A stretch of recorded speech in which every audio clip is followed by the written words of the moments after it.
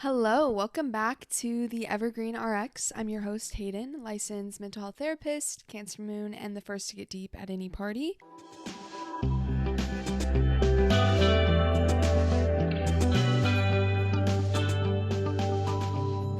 And I am talking about the idea of defenses in therapy today.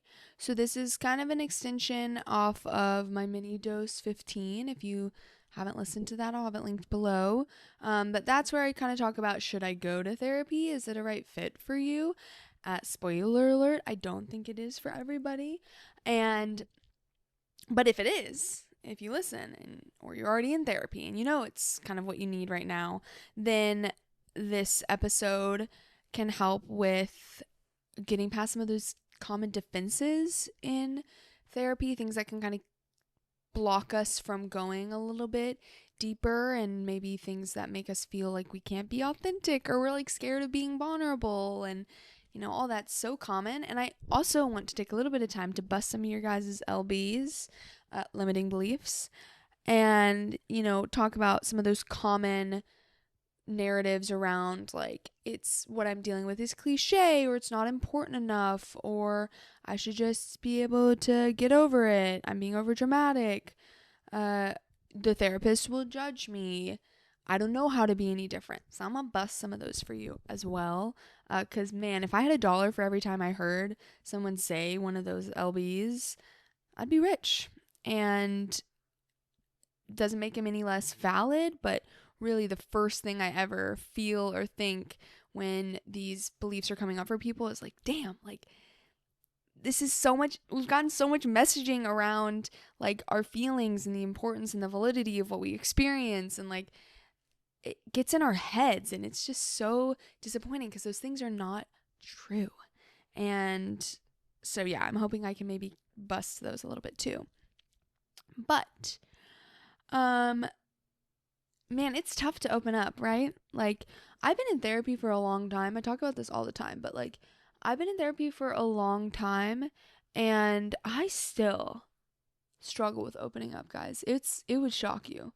Um there's these defenses, like there are these blocks and protective things inside of me that are just like so scared about someone really getting to see me, and like even get freaked out by like the pure attention and like the white hot light of my therapist, that they're paying so much close attention to me, and that can like really start to get me nervous when I'm like, oh my god, you're truly looking me in the eyes, and like you're listening to every word I'm saying, and you care so deeply, and oh, this makes me uncomfortable for whatever reason.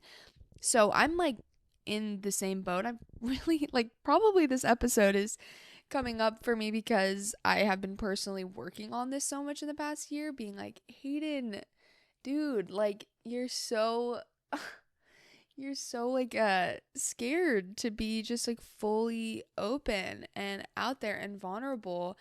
And I noticed this too with the podcast, like it's so uncomfortable to talk about things in more specific terms, not just like generalities. That's like kind of lets me be distant from it. And so I totally get it, and I've done a lot of thinking and also a lot of learning personally on working with defenses. And the first thing I want to say is, even right now, I'm giving myself a little hard time, or I'm almost like cringing, like how with being a therapist and like steeping in this and also doing all my own work, do I still struggle? But I got to take my own advice, which is the first kind of thing is being like, okay, these defenses are here for a reason. They serve a purpose, or else they wouldn't be here. So whatever it is, if you like project or you defend with humor and you just like to keep things light, or you kind of go MIA in a relationship when it's feeling like it's getting too close, or you push people away by getting angry and saying things that you don't really mean, whatever it looks like for you, it's there for a reason. And believe it or not, which sometimes it's hard to believe, it is serving a purpose. There's something in your body and in your mind that's saying it's safer to keep people at a distance. It's safer to, close off right now. It's safer to keep people from really getting to see the real me. Whatever it is, we don't do these things if it just feels like there's no point to it. And that's part of the work of therapy, is like getting to the place where we can replace some of these defenses or just relax them to, kind of update the system on like, do I need to be this guarded? Yes, I've been hurt in the past, and these defenses developed out of a good place, out of a place of survival and my brain doing what it needed to do. But do I need them to the same extent anymore? Am I still dealing with the same threats, or is it actually just keeping me from feeling close and in connection with people, which is what I so desperately crave? And so where my brain goes is kind of like, my brain always goes to questions first. You guys probably know this at this point, but there's things to kind of start thinking about. Like, what is it like to trust the process of therapy? What is it like to trust someone else to take care of you? In therapy, like the therapist's job is to take care of you in a sense, to hold the space, to kind of hold that strength, and to really to walk by your side through things that are really scary. What is it like to have someone do that and be willing to do that?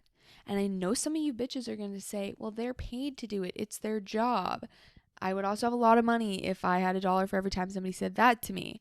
And it's like, yes, it is their job, but it doesn't negate the fact that that is still another living, breathing human being sitting with you, going through things with you, and kind of entraining their brain and their empathy with yours, which is so valuable. And it doesn't mean that just because it's their job that it's, a run of the mill to them either. Just because a surgeon's job is to do surgery and to save lives, does it take away from the personal impact they feel from saving someone's life? No. I would hazard a guess that it doesn't. So, seeing what is it like to like soften into that, to know that this person really is there to carry some of the weight with you. And ask questions if you want to ask questions. Need clarification if you want to know what's going on in this space. That's okay. If that's what you need to feel safe, ask those questions, engage. Name your defenses in the room too. This can be something very helpful. Just being like, hey, I notice right now when we're talking about this that I want to run out of the room. I'm getting really shut down. I feel like I want to give you the answer that I feel like you want to hear. That stuff is fodder for therapy. That's so good. And then it's out there, and you don't have to just kind of hold it and let that defense have such a strong grip on you that it normally does when it kind of goes unaddressed. And understand, the more you do it, the easier it gets. The more you open up. And I'm talking about therapy here, but this can really apply to like relationships too. The more that we give ourselves opportunity with trusted individuals, people that have given us good reason to believe that they're good and kind and accepting, when we give those individuals the chance to be there for us, to hold a big emotion with us, to be someone that you can open up to and express how you're truly feeling to, or cry with, or whatever, the more we do that and we see, oh, that was safe, or maybe even that felt awkward, it felt hard, but I also feel a little bit of relief. The more our body starts to learn that that's possible and it's safe to do that, and we start to build new neural pathways that make it easier. And so not only is it just like that cliche of like, it gets easier with time, there's actually like brain science that, you're really training yourself to be able to do this and to kind of repattern the old pathways that said this isn't safe, it's not okay, And now I need to have all these defenses to ever keep me from being in the same vulnerable position with someone. Do you know what lies on the other side for you? Have you thought about what lies on the other side of really being able to open up with someone else? The freedom that can lie on the other side of that, the relief and the weight off your shoulders, the support, the openness, and the cracking open of your heart that can come from that, the greater connection and feeling you can get when you don't have to be so guarded, walls up, defenses up. Really think about what is on the other side, and even acknowledging what are some of the negative side effects of the defenses that you use now. Going back to like the humor example, humor as a defense is kind of like reinforced in some ways because you get people to laugh and it seems like people like you and you're easy to be around, and so it serves some purposes. But you can also maybe start to look at the negative effects. And is it draining? What does it take from you to kind of keep things bottled up and just be the life of the party for other people? Because that can be a motivating factor when we start to notice how negative or draining or difficult these defenses are to keep up. That can sometimes be our doorway into seeing if there's some flexibility there or if we want to do something different. So about the limiting beliefs, the LBs, just to go over a few that are super common. One is that it's cliché, like what I'm feeling, what I'm experiencing. Well, I would say cliches are for a reason because they usually are common, and that also doesn't take away from your unique experience of it. Every story I've ever heard in the therapy room has its own unique flavor and importance to it. And what makes it the most important is that someone is sharing it and they are sharing how it particularly impacted them and what it meant to them. And you can feel that the emotional charge or energy of it. And that makes it new every single time. Being overdramatic, that's another one. I'm too dramatic. It doesn't matter that much. What happened to me wasn't so bad. People have it worse, blah, blah, blah, blah, blah.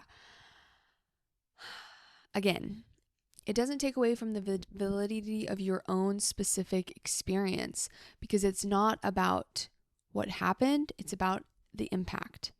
So 2 people can be in the exact same car wreck and one person is traumatized and the other person isn't. It doesn't mean that the other person that's not traumatized is just more resilient or stronger. They just might have been in a different headspace that day or have different experiences. And it's not about what happened. It's about how it got encoded and what support we felt like we had or how overwhelmed we felt by what we experienced. And so it's really about the impact. And if the kid pulling on your hair and bullying you in elementary school was highly impactful for you and stuck with you, then it's stuck with you, and that matters. And we don't have to get too into the weeds of why that is. We just know that it matters. And the body doesn't lie. There's the cliche of like, you will judge me, the therapist will judge me. Man, if your therapist judges you, get a new one.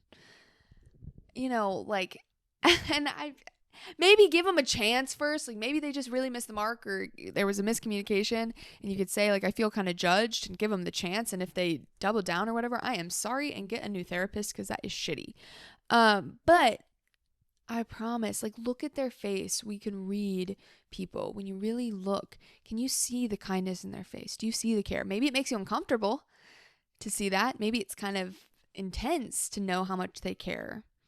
But you deserve to have the space to open up and feel unconditional positive regard, as we like to say. And lastly, the other LB I want to go over is that I don't know how to be any different. I don't know what to do with this. I don't know how to fix this.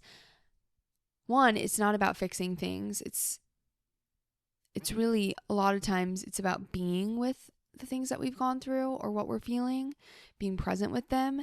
And also, you don't have to know what to do with it.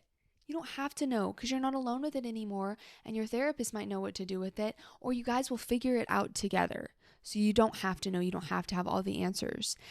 As the little robot ChatGPT told me once, you're in a space for healing, not for perfection. You don't have to come in with everything figured out or with an iron grip of control over the situation, or, a ability to just tolerate it all and muscle through.